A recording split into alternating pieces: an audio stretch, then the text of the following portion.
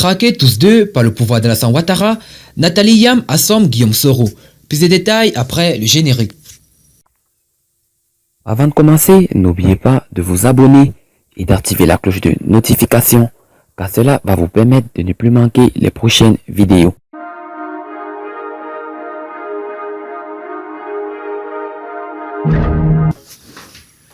Nathalie Yam a été expulsée le 2 décembre 2019 par les autorités ivoiriennes pour activité contrainte à l'intérêt national.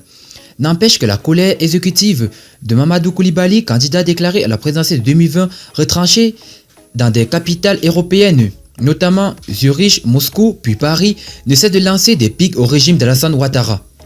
Cette affaire ne s'est pas encore bien éteinte dans l'esprit des observateurs du paysage politique ivoirien que 3 semaines plus tard, une autre encore, puis épicée, vient de surgir sur les rives de la lagune ébriée.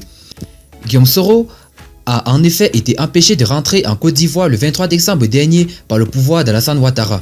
Le dispositif sécuritaire mis en place de l'aéroport Félix Houphouët-Boigny à sa résidence de Makori résidentielle à Abidjan a contraint l'ex-président de l'Assemblée nationale ivoirienne à dérouter son avion vers Accra.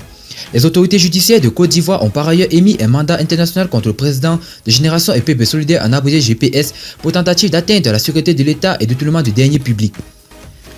Nathalie Yam et Guillaume Soro, deux acteurs politiques ivoiriens, se retrouvent donc en dehors de la Côte d'Ivoire à 10 mois d'élection présidentielle de 2020 à laquelle le parti respectif leader et GPS sont engagés.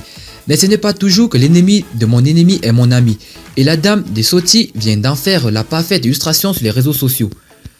Se moquant de Guillaume Soro qui s'est comparé au général de Gaulle lors de son interview au GDD, la militante de panafricaine a tweeté: après s'être rêvé en Macron, le voilà qui se prend pour le général de Gaulle. Le gourmand n'est pas bien. La réplique des souris ne s'est pas fait attendre car le professeur Franklin Nyamsi a aussitôt répondu à sa compatriote camerounaise. Votre obsession pour Guillaume Soro est légendaire.